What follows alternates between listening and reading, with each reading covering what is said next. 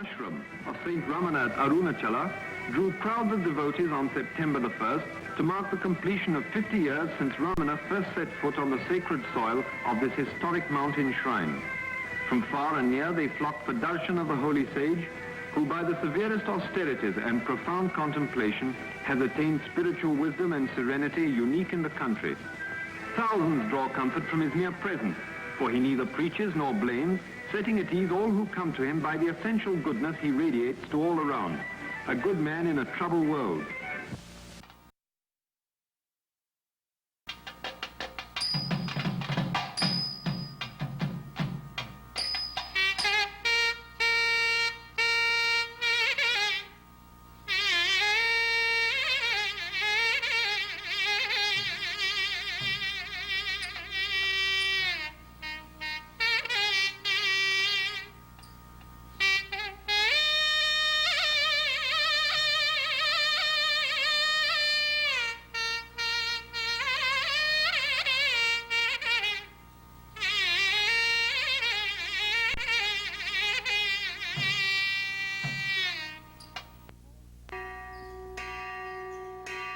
In the small town of Tiruchuri, 30 miles from Madurai in South India, Arudra Darshan, a celebration of Lord Shiva, is performed annually with great religious fervor.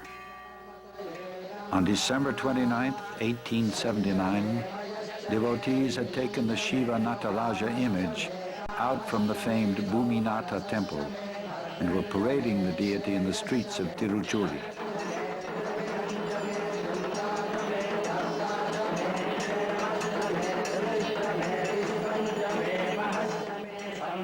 Late at night, about 1 a.m., when the festivities were concluding and the image was being carried back into its sanctuary, a small, sharp cry of a newborn babe was heard just outside the temple wall.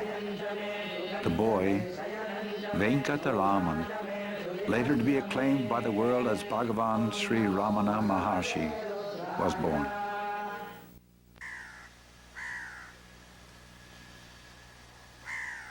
Venkataraman was the second of 4 children born to Arigamal and Sundaram Iyer. Sundaram Iyer was a successful pleader in court and a self-made man. He was renowned throughout the area for his generosity and wisdom. The house he built stands as a testimony to this. It was built in 2 separate units, providing an equal amount of space for guests and pilgrims, as for his own family.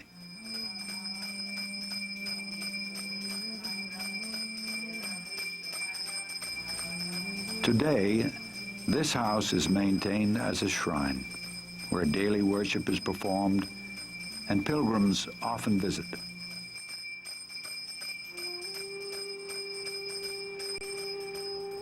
Sundaram Iyer commanded respect and reverence from even robbers who would withdraw from attacking his cart when it passed at night.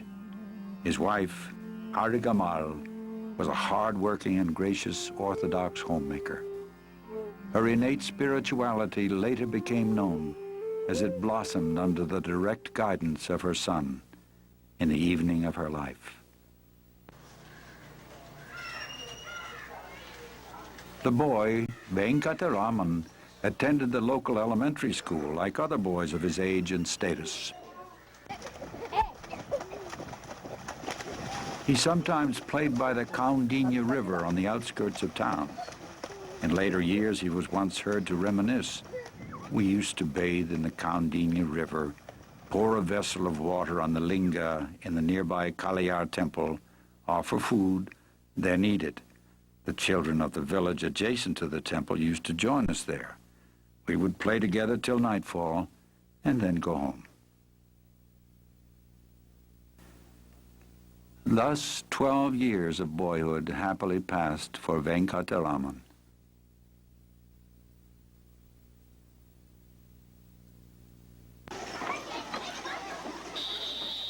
In 1891, he was sent for higher schooling to relatives in Dindigul, where he attended Dindigul Municipal High School. This larger town is about 70 miles north of Tiruchuri. He was living in this house for less than 1 year when the ominous news of his father's serious illness reached him. He immediately returned home, and within a few days, on February 18th, 1892, his father died. With no man to lead the household or adequate income to maintain it, Venkataraman's family was divided among relatives. He and his older brother went to live with their paternal uncle, Subba Iyer, in Madurai. Arigamal, her daughter and youngest son, went to stay with other relatives in a nearby town.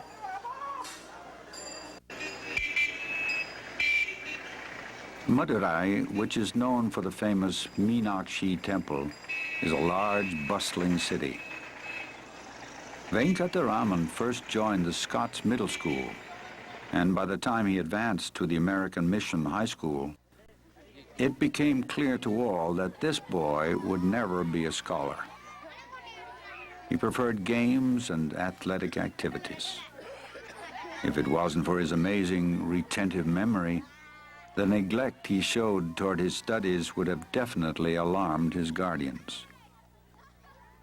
In fact, nothing to this point in his life revealed any real purpose or meaning to him. Swimming in the Vegay River and competing in sports was a happy diversion for him, especially since he was blessed with health, strength, and coordination, enabling him to excel all others. The first premonition of the boy's unusual destiny exhibited itself in November 1895, just before his 16th birthday. One day, when meeting an elderly relative and asking him where he was coming from, Venkataraman was astonished to hear him reply, "From Arunácsala." He knew of Arunácsala as being a very sacred place, but it never occurred to him one could actually go there. The second premonition came soon after. His uncle had borrowed a book of the 63 Tamil saints titled Periyapuranam. Venkataraman picked it up and, as he read it, was overwhelmed with ecstatic wonder that such faith, such love, such divine fervor was possible, that there had been such beauty in life. The tales of renunciation leading to divine union inspired him with awe and emulation. The climax came only a few months later. Venkataraman was in the upstairs room of his uncle's house when the great change in his life took place. In fact, it was quite sudden. A violent fear of death overcame him. In spite of good health and without crying out for help, he just felt, "I'm going to die." This shock drove him inward, and he was totally absorbed in the vital questions demanding to be answered. What does death mean? What is dying?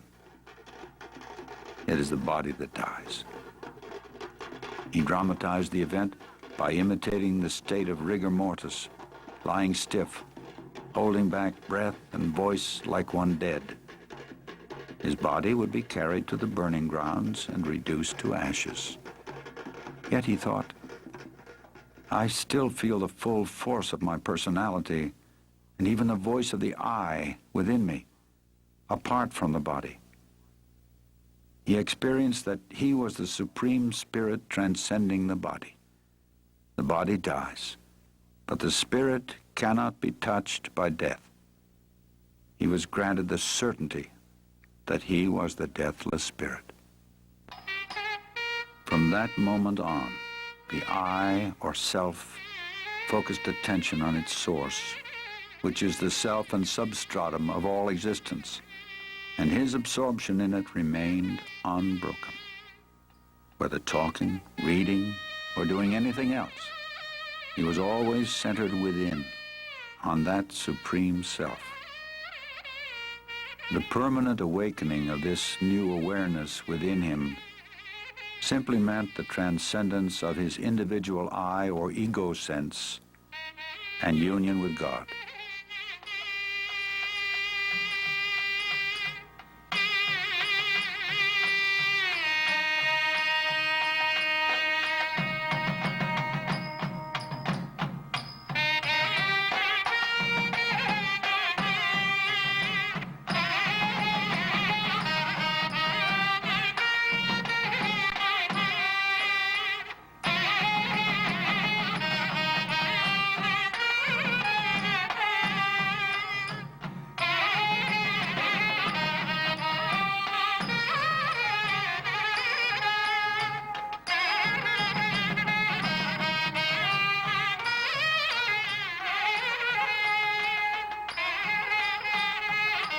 With this new experience came a dramatic change in his life and interest. He no longer enjoyed playing games with his friends. He was indifferent to the food he ate, and in his studies, already suffering from neglect, he lost all interest. His preoccupation with the flood of divine awareness awakened in him was all but total. If there was anything at all that attracted him, it was the nearby Meenakshi temple. He would now go there every evening and stand for a long time alone, motionless before the images of Shiva or Meenakshi or Nataraja and the 63 saints. As he stood there, waves of emotion would overwhelm him. The crisis came on August 29th, 1896, some 2 months after the awakening. Venkataraman was attempting to write out an English grammar lesson when the futility of the exercise struck him so forcibly that he pushed the papers away, sat cross-legged, and abandoned himself to meditation. His elder brother, sitting nearby and observing this, rebuked him, saying, "What use is all this to such a one?" Recently, he had often scolded him because of his indifference to responsibilities, and pointed out that if he insisted on acting like a renunciate or sadhu, what is the use of staying here and playing the role of a student? This time, Venkataraman recognized the truth of his words, and the moment the thought came as to where to go, Arunácsala leaped into his consciousness. Shortly after, he rose and told his brother he had to attend a special class on electricity. Unconsciously providing the funds for the journey, his brother replied, "Then take 5 rupees from the box downstairs and pay my college fees on the way." Proceeding downstairs, his aunt served him a meal, which he ate hastily. He was given the 5 rupees, and then he quickly glanced through an outdated map to locate the nearest train station to Tiruvannamalai.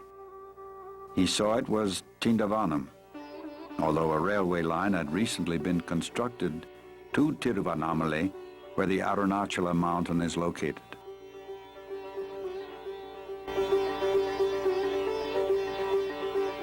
Placing the following note in a cupboard, he left, not for his school, not to pay the college fees, but for the quest. "I have set out in quest of my Father in accordance with his command. It is on a virtuous enterprise that this has embarked. Therefore let none grieve over this act, and let no money be spent in search of this. Your college fees have not been paid. 2 rupees have been enclosed herewith."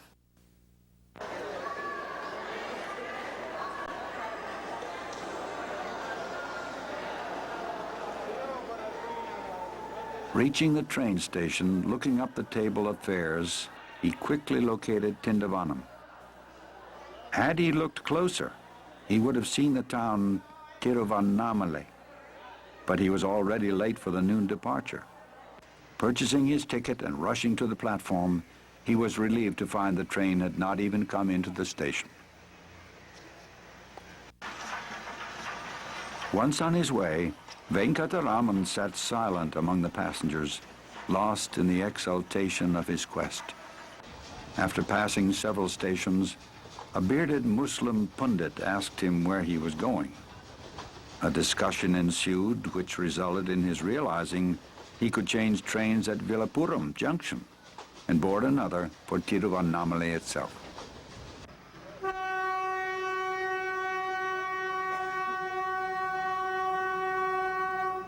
Before dawn the next day, he arrived at Villapuram Junction. When morning broke, he walked into town and looked for road signs for Tiruvannamalai, as he now thought of walking the distance. Unable to find his way and feeling tired and hungry, he sat near a restaurant waiting for it to open. After eating, he returned to the railway station and bought a ticket to Mambalapattu, which was as far as his remaining money would take him.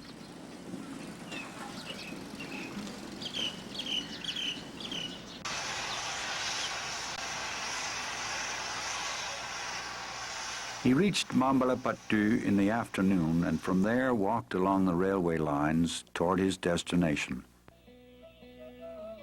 A 10-mile walk took him as far as Tirukoilur.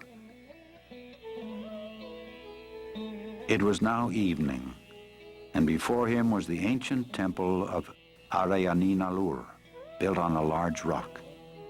It was at this spot the glorious saint Jnana Sambandar first glimpsed the holy Arunácsala hill over 1,000 years ago.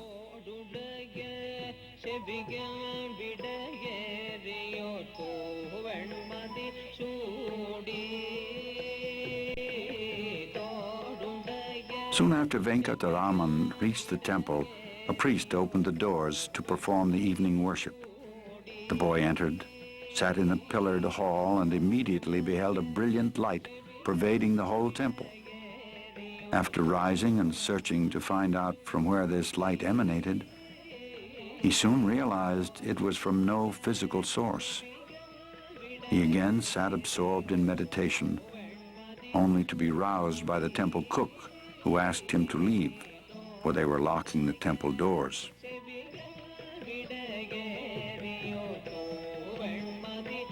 Being hungry and tired, Venkataraman asked for food and permission to stay.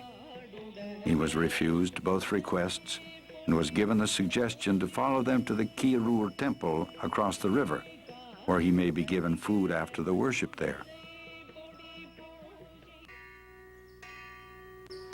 Reaching the temple, he again sat and was plunged into deep absorption.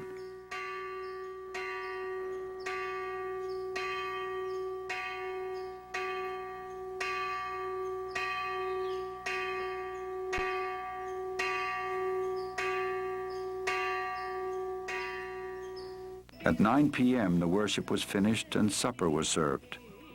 He again requested food, and this time the temple drummer, who was impressed with his appearance and devout manner, gave him his own share.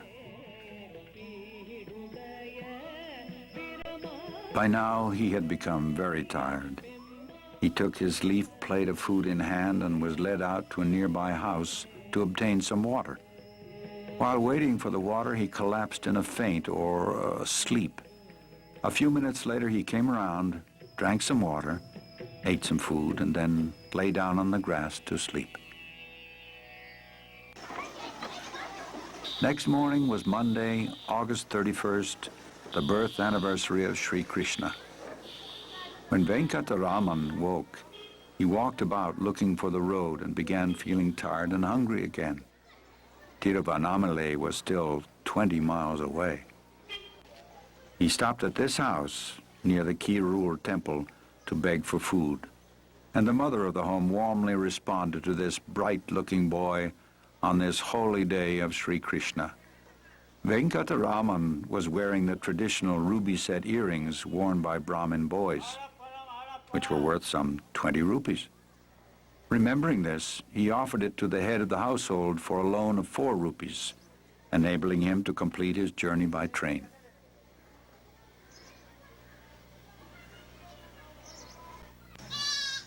The transaction completed and addresses exchanged so he could later reclaim his property, the pilgrim departed for the train station.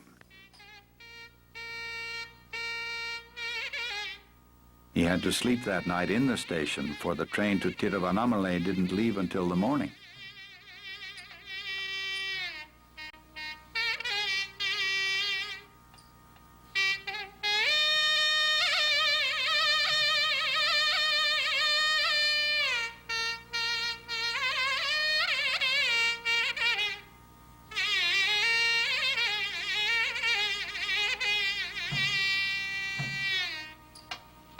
In the morning on September 1st, 1896, 3 days after leaving home, he finally reached his destination.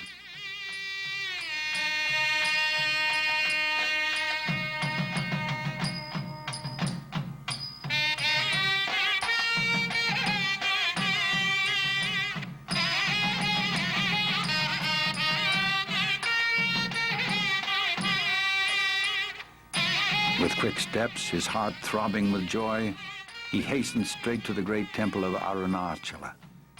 In mute sign of welcome, the gates of the 3 high compound walls and all the doors, even that of the inner shrine, stood open. He stood alone in blissful union before the image of his father, Arunácsala. The quest achieved, the journey ended.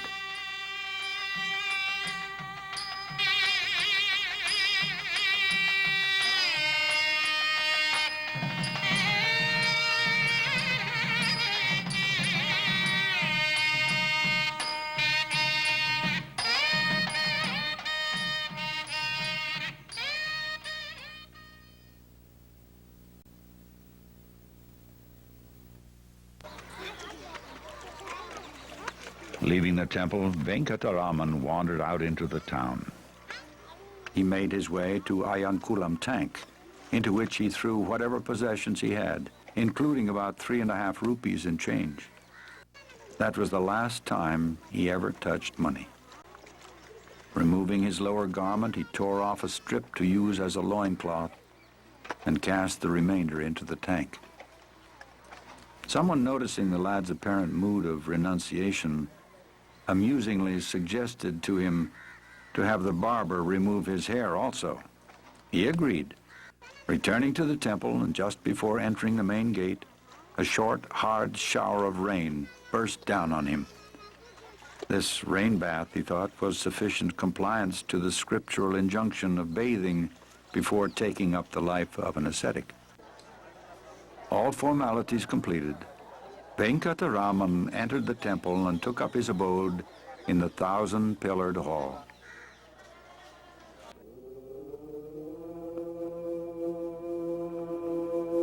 He sat, giving himself up to total absorption in the bliss of being. Day by day, day and night, he sat unmoving.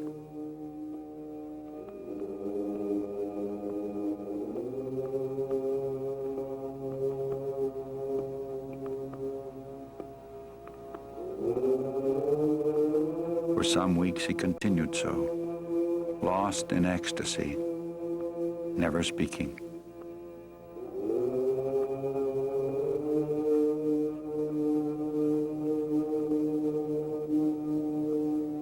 A saint known as Seshadri Swami, who had arrived in Tiruvannamalai a few years earlier, began looking after the Brahmana Swami, as Venkataraman was now called. Schoolboys, seeing another boy about their own age, sitting mute, half human-like, began making mischief by throwing stones at him, among other things. Seshadri Swami's attempts to keep them off were not very successful. So Brahmana Swami sought refuge in the Patala Lingam, an underground cellar shrine in the 1,000-pillared hall.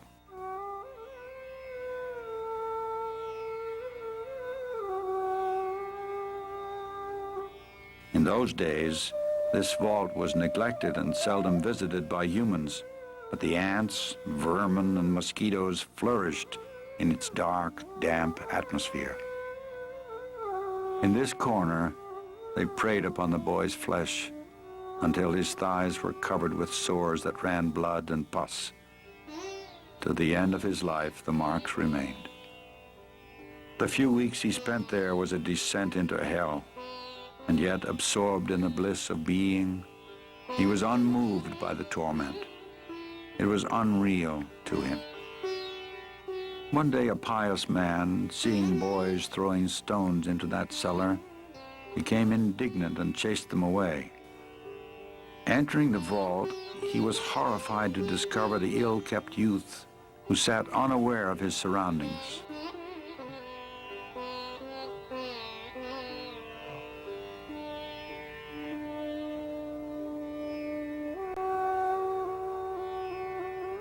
Brahmana Swami was then bodily carried out and placed in the nearby Subramanya shrine. One Mona Swami began looking after him. Sometimes nourishment had to be put into his mouth, as he paid no attention when it was offered him. For some weeks, he did not even trouble to tie his loincloth.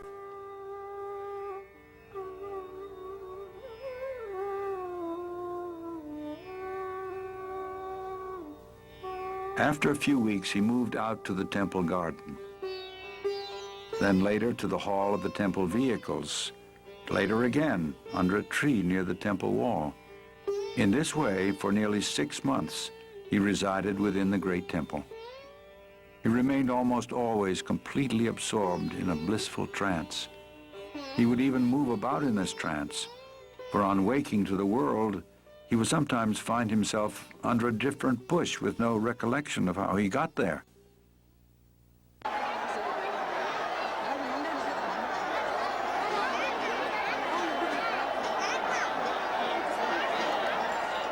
The festival of Kartikeya, falling in November or December, would lure thousands of pilgrims to Arunácsala annually.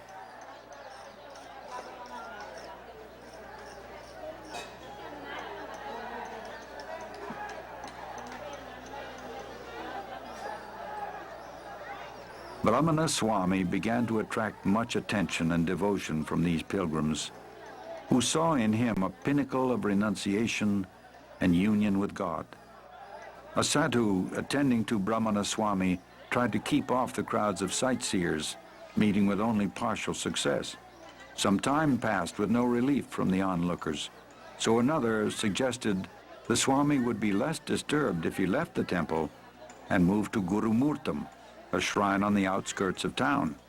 By way of gesture, Brahmana Swami consented.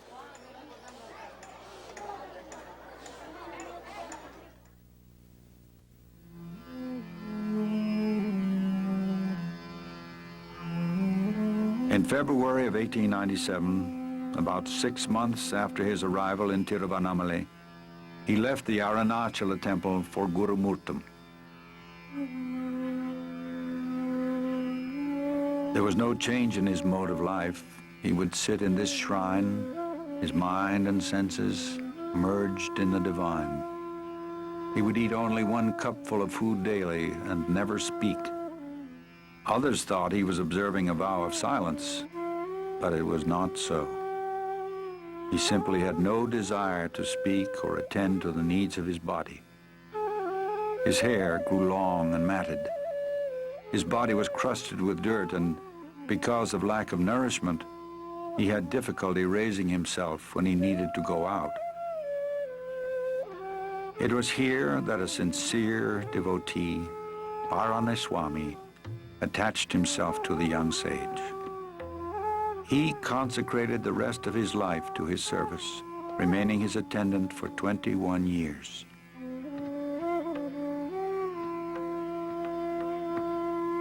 The owner of a neighboring mango orchard noticed the number of pilgrims and sightseers increasing, causing some disturbance. He offered his fenced-in orchard as an alternative residence. In May 1898, after a little more than a year at Gurumurtam, Brahmana Swami and his attendant moved into the orchard. The mango trees have long since been cut, and the land is now used for growing rice. But the sanctity derived from the young sage's residence will prevent these grounds from receding into obscurity.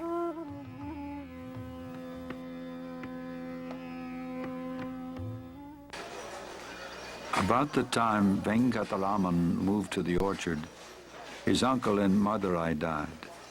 It was at his funeral that the bereaved family received news that their runaway boy was now a revered Swami in Tiruvannamalai. Arigamal anxiously sent her late husband's other brother, Nelliyappa Iyer, to bring the boy back.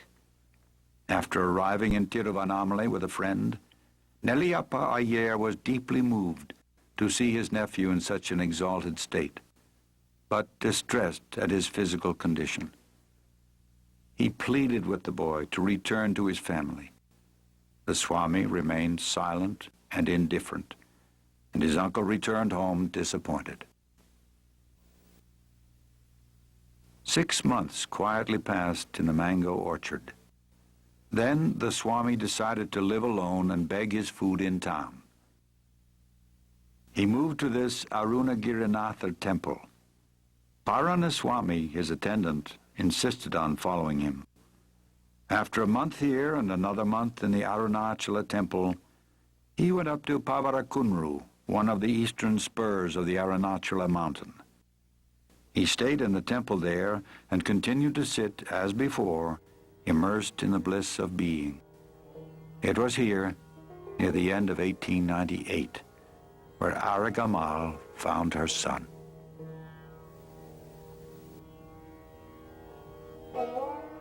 The mother walked up the stairs to her son's abode, and she immediately recognized him, despite his wasted body and matted hair. Day after day she beseeched him, entreated, begged, and even reproached him for not returning home. The boy sat unmoved. In final desperation, she burst into uncontrollable tears. The boy walked away lest his compassion should show and give her false hopes. In the end, he wrote on a piece of paper, "The ordainer controls the fate of souls in accordance with their prarabdha karma. Whatever is destined not to happen will not happen, try as you may. Whatever is destined to happen will happen. Do what you may to prevent it. This is certain. The best course, therefore, is to remain silent." The mother resigned herself to his firm resolve and left.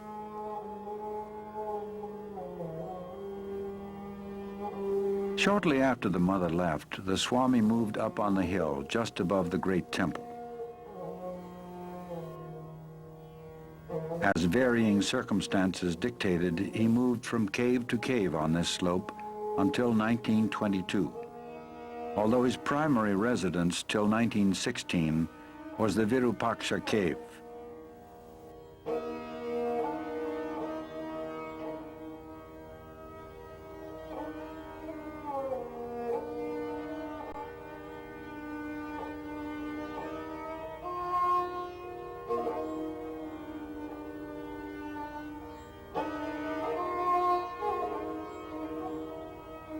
This dwelling that contains the remains of the 13th century saint Virupaksha has a small stream running next to it.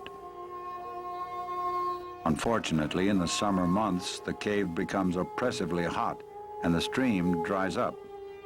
During this hot period, the Swami and his followers would move to the nearby mango tree cave, which was somewhat cooler and had adjacent to it a perennial supply of water.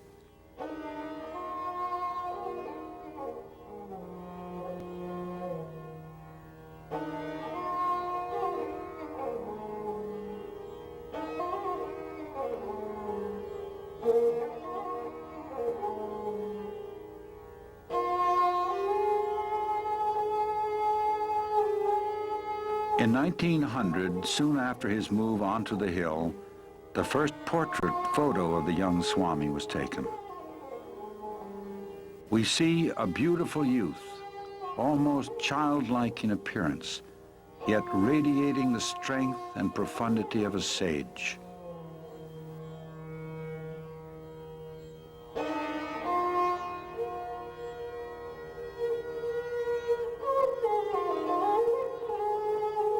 During the early years on the hill, the Swami continued to maintain silence. His radiance had already drawn a group of devotees around him, and an ashram had come into being. He occasionally wrote out explanations or instructions for his disciples, but his not speaking did not impede their training, for his most effective instruction was imparted in silence. Merely by sitting in his presence, restless minds came under control, and long-sought spiritual experiences manifested of their own accord. This penetrating and transforming silence became the hallmark of the young sage. The first Western visitor, F.H. Humphreys, an English police officer, described its effect in a letter to a friend in England. On reaching the cave, we sat before him at his feet and said nothing. We sat thus for a long time, and I felt lifted out of myself. For half an hour I looked into the Maharshi's eyes, which never changed their expression of deep contemplation. I could feel only that his body was not the man. It was the instrument of God, merely a sitting, motionless corpse from which God was radiating terrifically. My own feelings were indescribable. In 1902, one Shiva Prakasam Pillai happened to come to Tiruvannamalai on government work. After hearing of the young sage, he immediately went up the hill to see him and was captivated on his very first visit. He put 14 questions, and since the Swami was still observing silence, both questions and answers were in writing. These answers were later expanded and arranged in book form as Who Am I? This small book containing his early teachings remains the essence of all instruction ever given.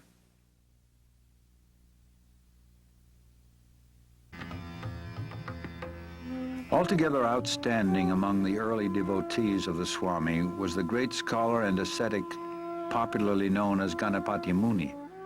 He was a man of towering ability, a child prodigy in Sanskrit, a phenomenal memory, a man of intense sincerity, natural humility, and devotion. His very presence evoked awe and respect. In 1903, as a young man of 25, he moved to Tiruvannamalai, thinking it a good place to perform austerities.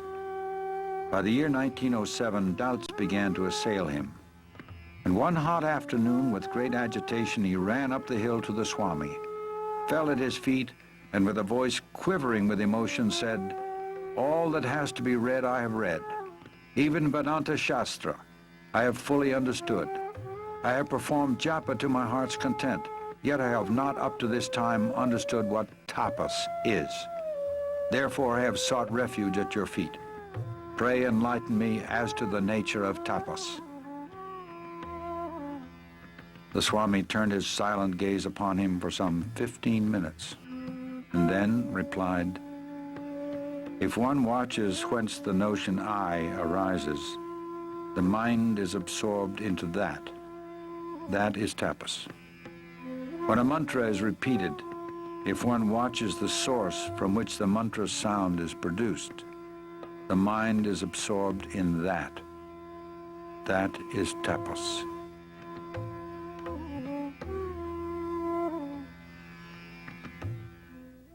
These instructions and the overwhelming grace he felt emanating from the Swami filled him with unspeakable joy. He began composing Sanskrit verses on the Swami and declared to all that henceforth the Swami is to be addressed as Bhagavan Srí Ramana Maharsi. Immediately the name Ramana came into use, so also did the title Maharsi, which means great seer. But gradually the epithet Bhagavan began to prevail among his devotees. It simply means divine.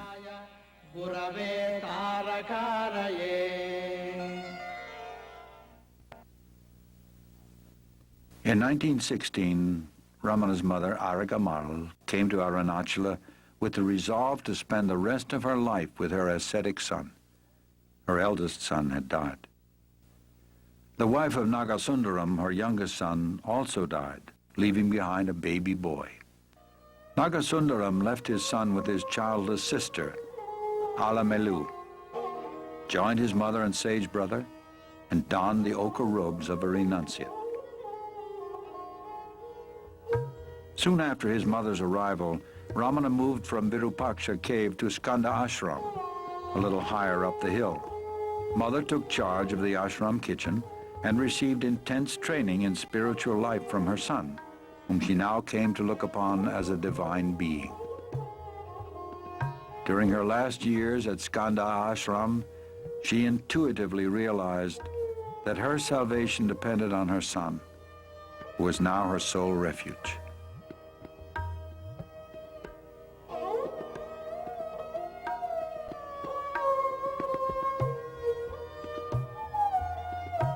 She refused to leave his company even for a day, fearing she might die away from him.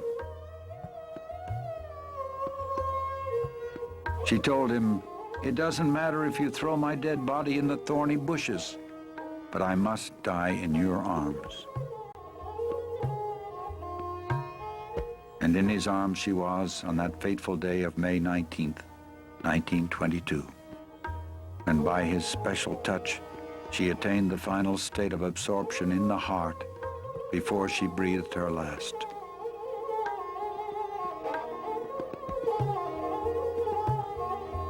Sri Kunju Swami, who witnessed the mother's last hours at Skanda ashram, describes the scene. On that last day, from 5 o'clock, there was a premonition that this was mother's final day. Bhagavan sat by her side and put one hand on her chest and the other on her head. Bhagavan was advising everyone to go and eat, because if she died, it was considered unclean by Orthodox people to eat in a house where a death had occurred. Some of the Orthodox ones amongst us went and ate, but others who felt particularly close to Bhagavan didn't think about leaving him to go and eat. Bhagavan continued to sit by mother's side and kept his hands on her.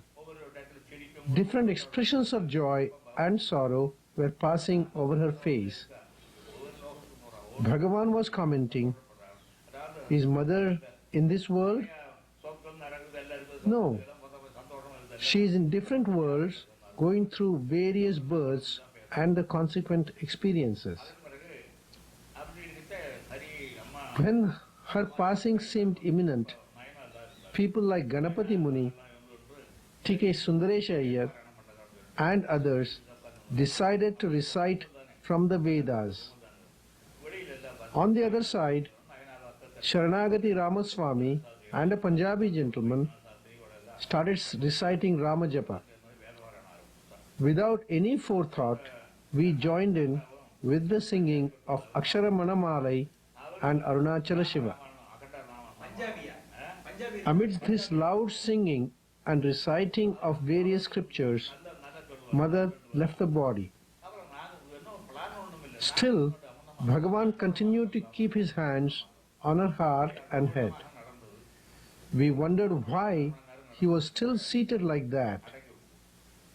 Then he explained, "When Palaniswamy was breathing his last, I did the same thing. I thought the soul had subsided in the heart and removed my hands. He opened his eyes and the life force left through the eyes. So this time, to be certain, I'm keeping the hands on longer than needed." I learned this important secret from Bhagavan that day. He then got up and we all ate. After eating, we gathered again near the body without any feeling of pollution. Ganapati Muni had raised the question about the possibility of a woman attaining the state of realization in Ramana Gita.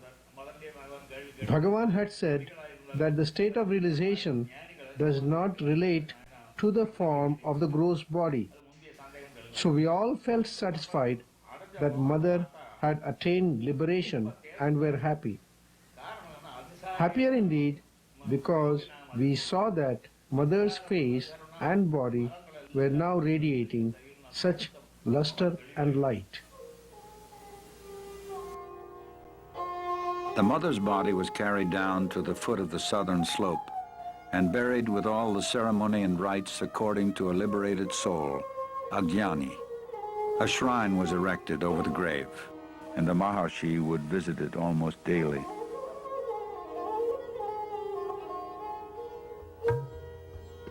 His brother took up residence there, and on one occasion a few months later, the Maharshi came down and settled there too. The devotees from Skanda Ashram followed him, and thus was founded Srí Ramana Ashramam.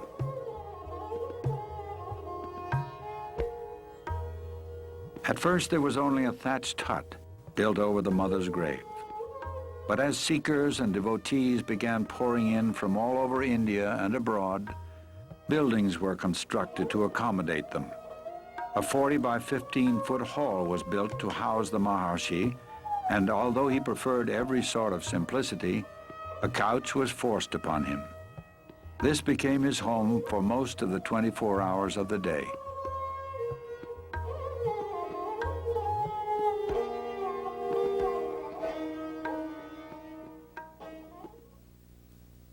He adhered to a punctual routine, which included going out for a stroll twice a day. At these times, he would walk up on the slopes of his beloved Arunácsala hill, and if any attachment to anything could be said of him, it was surely an attachment to the hill. He loved it and said it was God himself, the spiritual heart or center of the earth. He seemed to never be so happy as when wandering around its slopes, and once remarked that there was not one spot on the hill where he had not set his foot. He also encouraged devotees to walk around the 8-mile circumference of the hill, as it has been well known from ancient times to be a very potent spiritual exercise. Generally, the Maharshi appeared to be indifferent, a witness to what was going on around him. Nevertheless, he was always aware of what was happening and seemed to be very particular about certain matters. First of all, he insisted that he should be accessible to devotees and visitors at all times, even on the day of his death when he had no strength to even hold his head erect. He asserted that devotees should not be prevented from seeing him. He was also very keen that visitors should be fed immediately upon their arrival, and food should be well cooked and nutritious. He participated and supervised meal preparations for many years. The Maharshi was adamant that no preferences should be given to him in way of food or conveniences. If it is good for me, it must be good for all, he would say when some special food preparation or medicine was offered him. He would then make the attendants distribute the item to everyone present before he would take it himself.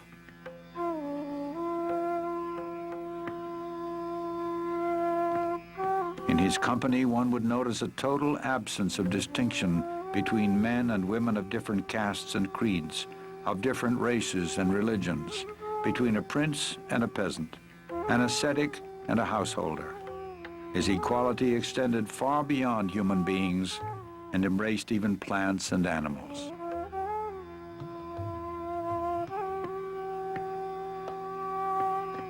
His love for and affinity with animals can be compared only to that wonderful child of Christ, St. Francis of Assisi.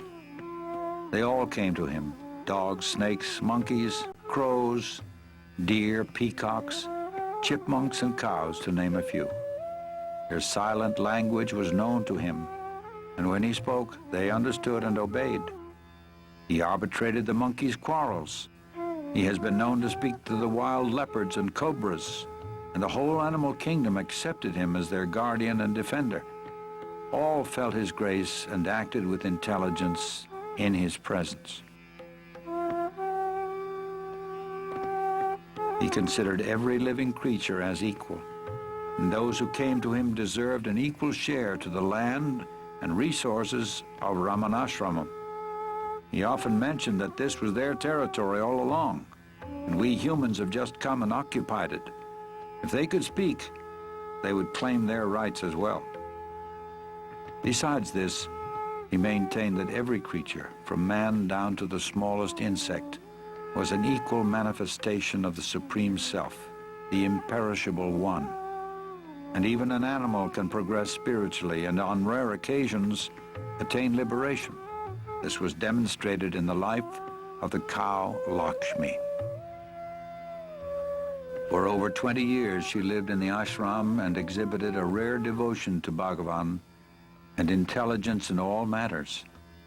Bhagavan fully reciprocated her gentle devotion, and on her last day, when her end was near, he went to her.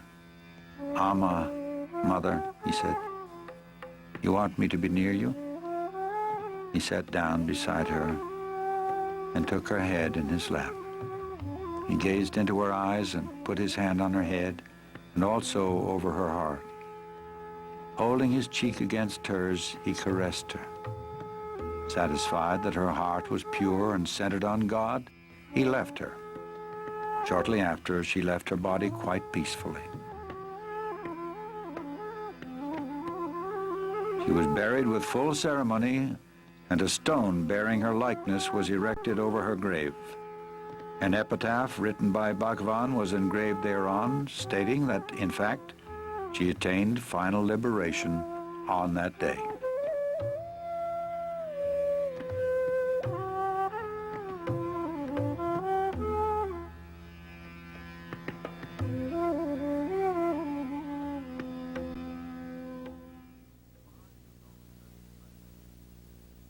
The Maharshi was always very tidy and clean. He was invariably punctual, and his frugality was flawless. Nothing ever went to waste. He was often seen bending over to retrieve a lone grain of rice and return it to its proper place. Whatever work he performed, he did with full concentration, with greater speed and perfection than anyone could match. And all the attention lavished on him didn't affect him. He never wanted anything from anyone. He was fully satisfied with the pristine fullness of the Supreme Self. As for human attributes, his personality and character bordered perfection. But his most outstanding feature was not human. It was divine. It was that divine, transforming quality of his presence that attracted thousands to him from all corners of the world. His very presence, his silence, quelled the agony of many hearts and transported mature souls to the realm of spiritual fulfillment, self-realization.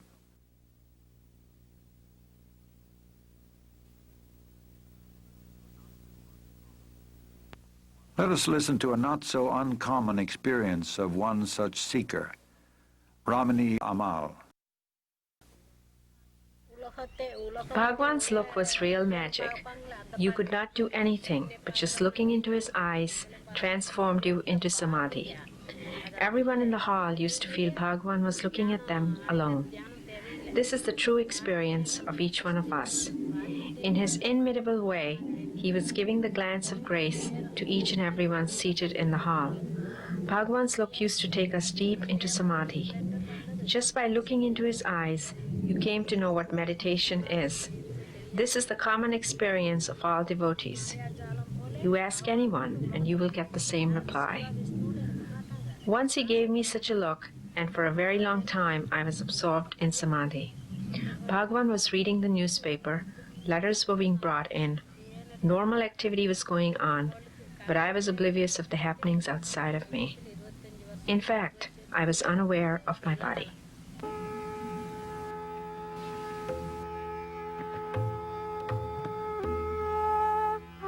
The sincere seekers flocked to him, and the intensity of their sincerity was reciprocated in full in an unseen manner, known only to the seeker.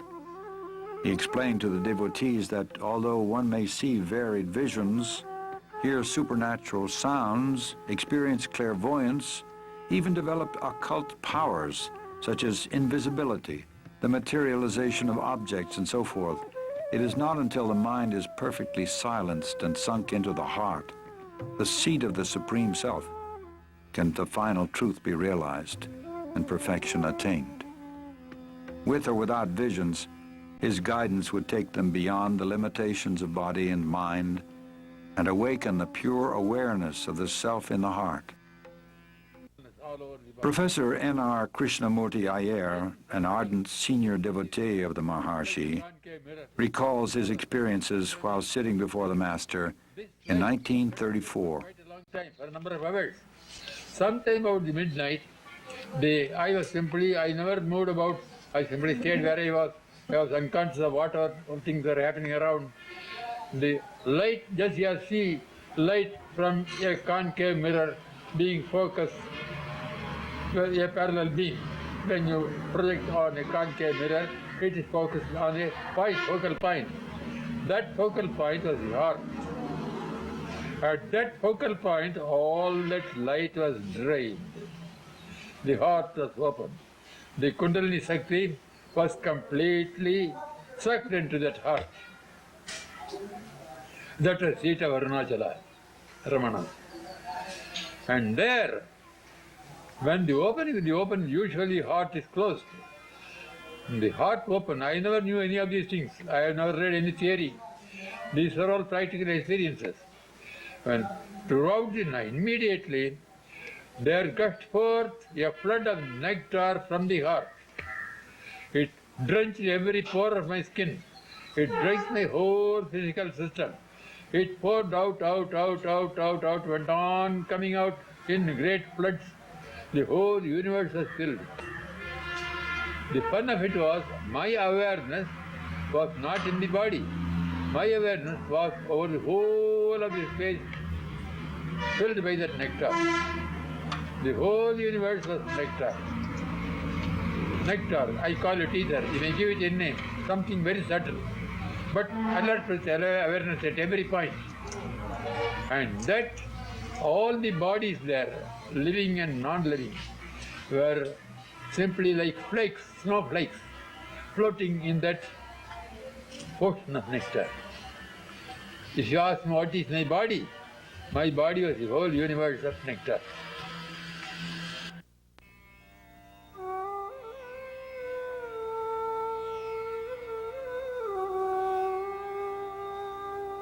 By his look and the power of his presence, he effected subsidence of the mind and the experience of the one perfect reality.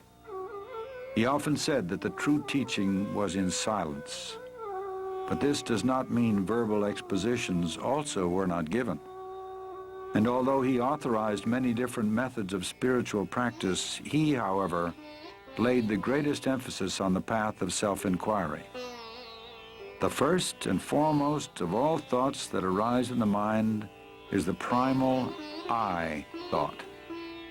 It is only after the rise or origin of the I thought that innumerable other thoughts arise. Search by means of a deeply introverted mind wherefrom this I arises. If we go inward questing for the source of the I topples down, and immediately another entity will reveal itself proclaiming I. Even though it also emerges saying I, it does not connote the ego, but the one perfect existence. People of all religions came to him, and he never advised any of them to change their faith or abandon their creeds. He answered all their questions patiently, but in the end brought them round to the self. Know who you are, then all else will be known, he would say. To a question put to him about happiness, he replied, happiness is your real nature. You identify yourself with the body and mind, feel its limitations, and suffer. Realize your true self in order to open the store of unalloyed happiness. That true self is the reality, the supreme truth, which is the self of all the world you now see, the self of all the selves, the one real, the supreme, the eternal self, as distinct from the ego or the bodily idea for the self.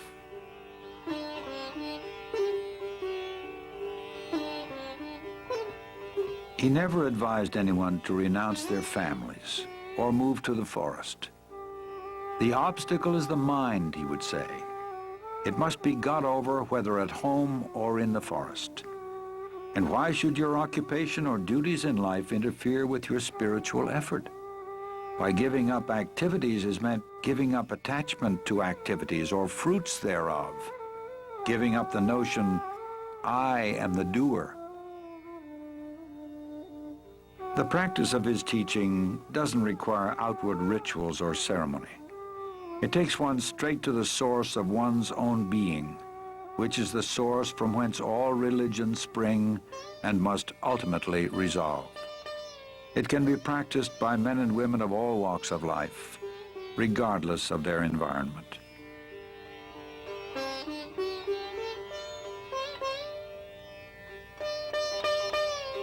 The Maharshi lived what he taught. In fact, his life was the most perfect demonstration of the supreme state of self-realization. And although he was fixed in the permanent state of pure awareness, his body was subject to the laws of nature. In time, it became afflicted with rheumatism and weakened with age. Early in 1949, a small nodule appeared below the elbow of his left arm. It was surgically removed. It later reappeared and was diagnosed as a malignant tumor, which inch by inch ate up the flesh of his left arm, poisoned his blood, and finally rang down the curtain on a life of immaculate purity and grace. Throughout his final year, there appeared to be terrible suffering, but the Maharshi never complained. He seemed to be indifferent alike to the existence or non-existence of the body, being almost unaware of it. Devotees, seeing his gradual weakening and ominous symptoms, expressed their agony at his impending departure. He simply told them that they attached too much importance to the body, indicating that his influence was not limited to the diseased body they saw before him.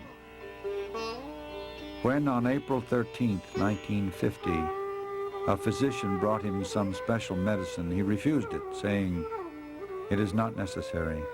Everything will come right within 2 days."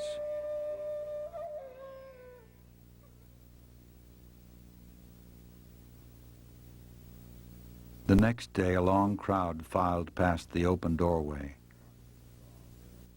The disease-racked body they saw there was shrunken, the ribs broken, the skin blackened. It was a pitiable vestige of pain. And yet, at some time during these last days, each received a direct, luminous, penetrating look of vision, which was felt as a parting infusion of grace. They say that I am dying, but I am not going away. Where could I go?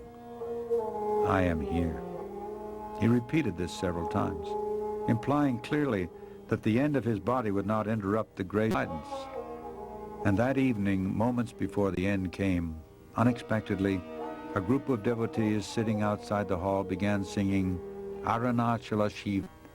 On hearing it, Sri Bhagavan's eyes opened and shone. He gave a brief smile of indescribable tenderness. From the outer edges of his eyes, tears of bliss rolled down. One more deep breath, and no more. There was no struggle, no spasm, no other sign of death, only that the next breath did not come. At that very moment, an enormous star trailed slowly across the sky and disappeared behind the holy Arunácsala hill. Many saw it, even as far away as Madras, and felt what it portended. It was exactly 8:47 p.m., April 14, 1950, Next day, a pit was dug and the body interred with divine honors. The crowd, packed tight, looked on in silent grief. A lingam of polished black stone, the symbol of Shiva, was consecrated over his tomb. Crowd dispersed.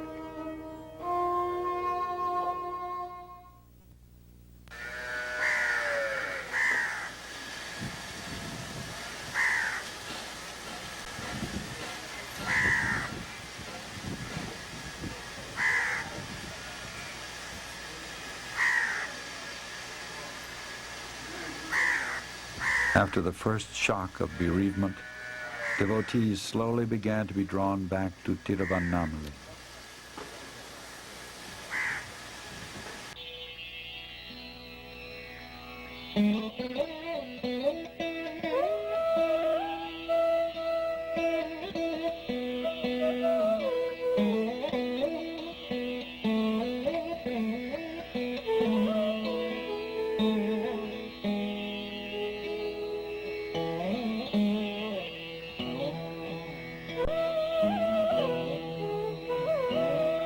They say that I am dying, but I am not going away. Where could I go? I am here. They quickly discovered how true this was. More than ever, he has become the inner guru, guiding seekers more actively, more directly. The devotees, wherever they may be, find his grace and support, his inner presence, not merely as potent, but even more potent than ever before.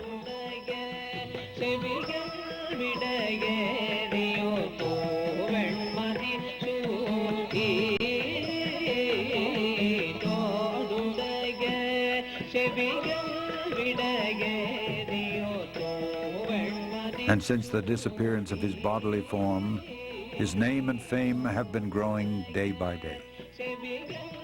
Now, in greater numbers, thousands flock to his tomb and feel the powerful influence of his presence. Houses and cottages have sprung up in and around his ashram.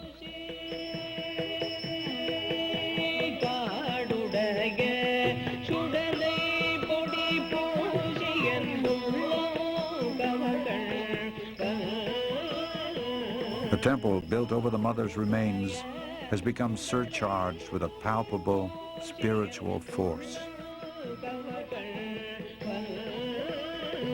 The routine adhered to while the Maharshi tenanted his body continues today, unchanged. Only the ashram's size and scope has broadened to meet the ever-increasing demand from sincere seekers the world over.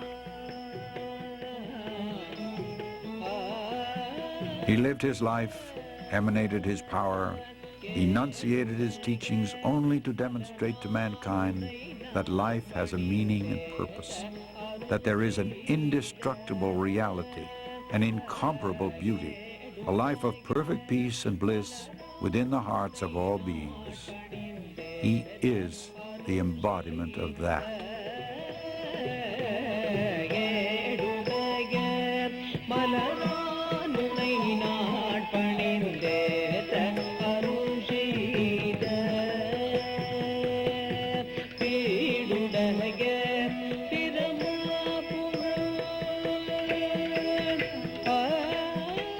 A visit to Srí Ramana intimately binds one to the divine presence of Bhagavan Srí Ramana Maharsi.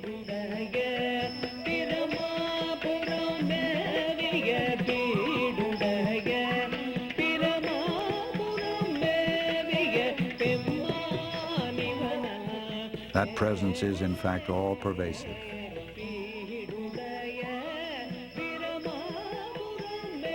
It is here and now. It is the self of all.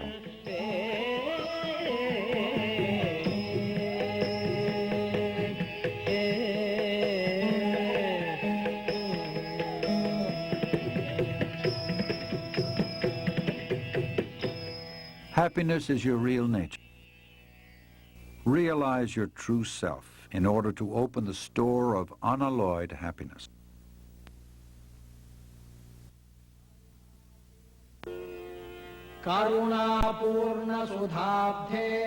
Ocean of nectar full of grace, engulfing the universe in thy splendor. O Arunácsala, the supreme itself, be thou the sun and openness of my heart in bliss.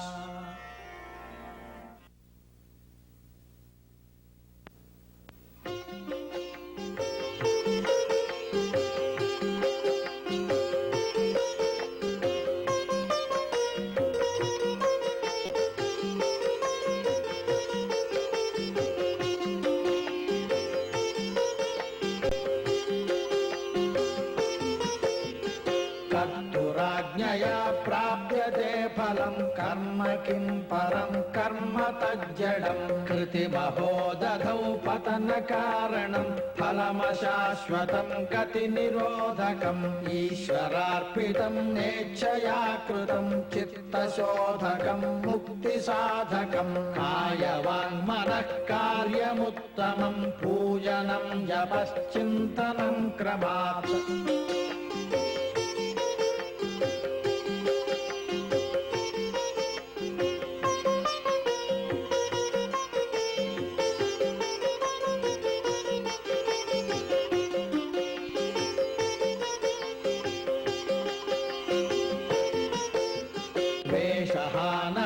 स्वात्मदर्शनम् ईशदर्शनं स्वात्मरूपतः आत्मसंस्थितिः स्वात्मदर्शनम् आत्मनिर्भयादात्मनिष्ठता ज्ञानवर्जिता ज्ञानहीनचित् ज्ञानमस्ति किं ज्ञातुमन्तरं किं स्वरूपमित्यात्मदर्शने अव्यया भवा पूर्णचित्सुखम्